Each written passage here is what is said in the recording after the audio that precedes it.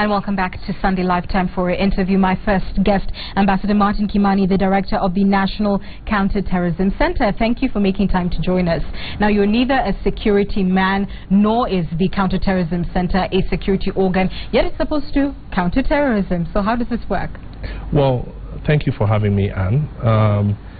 The National Counterterrorism Center is a mechanism that includes the security agencies in terms of bringing coordination, public communication, and developing a strategic approach to countering terrorism. So the Constitution is very clear about who is a security agency in Kenya. And so what the National Counterterrorism Center does is to have within it all the security agencies so that we're able to work together in a more coordinated way. And some of those agencies include the NIS, KDF, Police, the Interior Ministry, etc. They are two second to you officials. Has that already happened? And what is the working relationship? Because previously we have seen security officials take exception to taking instructions from people who are not from their rank and file. Well, the first thing is that the center has been around for a decade. But earlier this year, with the Security Amendment Act, it became a body in law. And the President, as the chair of the National Security Council, appointed me as a director. Now, the idea here is that the center is not here to order security agencies on what to do, but this administration has put a lot of work into the actual improvement of how agencies coordinate. And so the center is really an addition by the President and this administration to deepen how we are working together. And indeed, the difference between how security agencies today are working together compared to a few years back is actually a huge difference. And I think we're adding to more coordination and more cooperation working together. Well, the law that has operationalized, if you like, your center, the review of the security laws, only took place a few months ago. What is it that you can put on your cap as a feather? What have you done so far?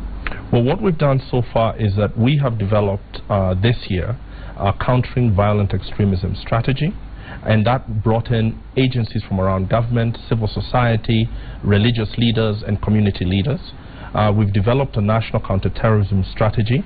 And the idea here, Anne, is that the agencies in their operational tempo are working tremendously hard. But it's going to take more than the police, more than intelligence. It's going to actually take all of us as a country coming together to fight this threat. So these strategies are not strategies that belong to the security agencies.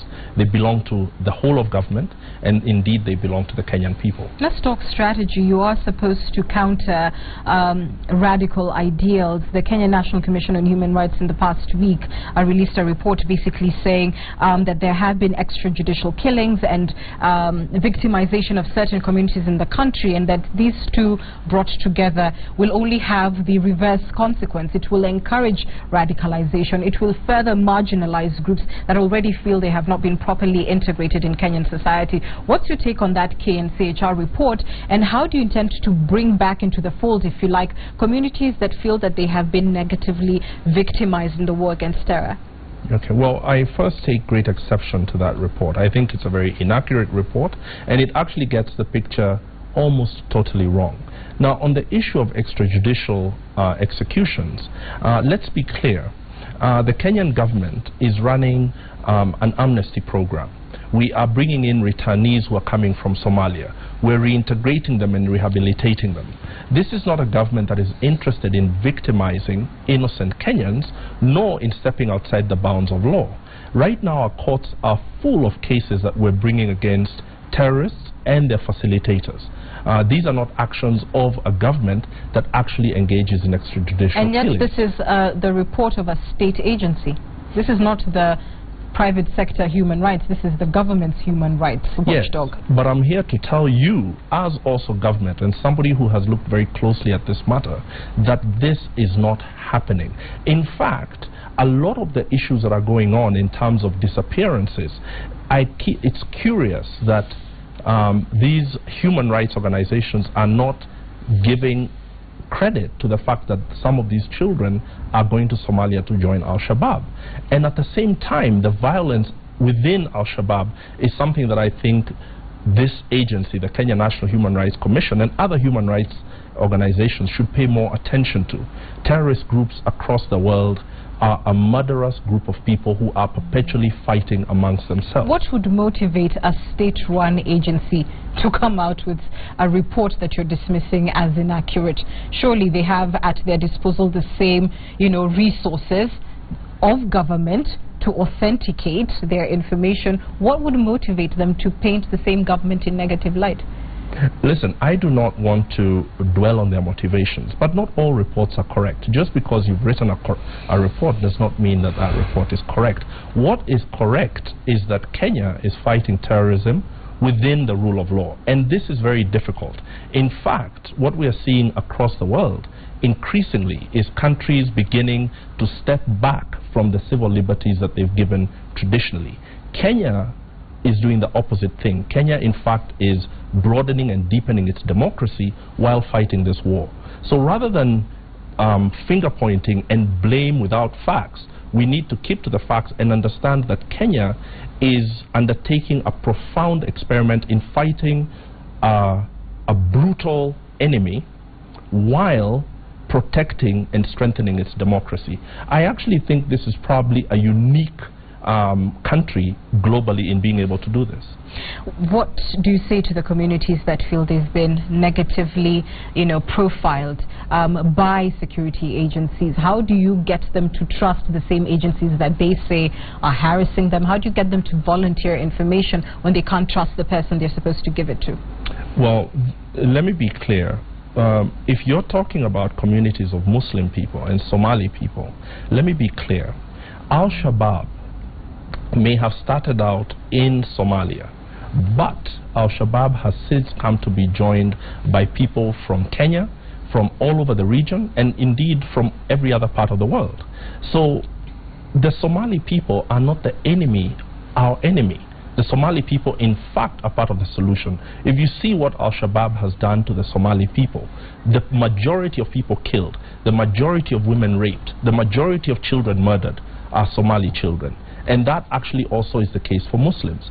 These communities are going to be part of the solution. They are not being victimized. However, there are very strong historical perceptions about the behavior and the way they've been treated.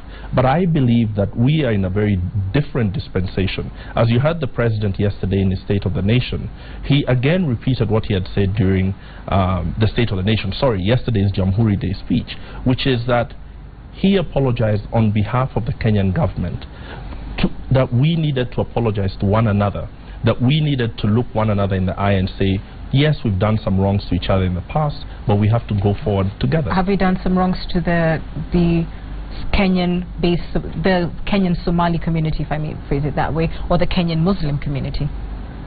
And blame and who's to blame and finger pointing is not what's going to get us to win against You this just enemy. talked about the president's apology, so I'm right. Asking, we're talking about do history. we owe them one as well? Well, that is what the president talked about in the State of the Nation in March this year. He was very clear. He talked about some of the things that had happened to the communities in the northern part of our country, and those were the dark days that we are not going back to. So have Kenyans been victimized in the past? Yes, but not exclusively from any one community. Kenyans have suffered a great deal, but Kenyans have also come together in a very powerful way to fight for their rights, and that is what has brought us to this new democratic dispensation in Kenya. Finally, you're also supposed to coordinate the establishment and promotion of counterterrorism standards, if you like, both for public and private institutions. When you take a look at the Strathmore example and what happened in what was meant to be a drill, what advice do you have for private institutions, and how can your agency help organizations come up with an effective and safe strategy? Well, the police stands ready to assist in reviews and advice to private sector groupings and institutions.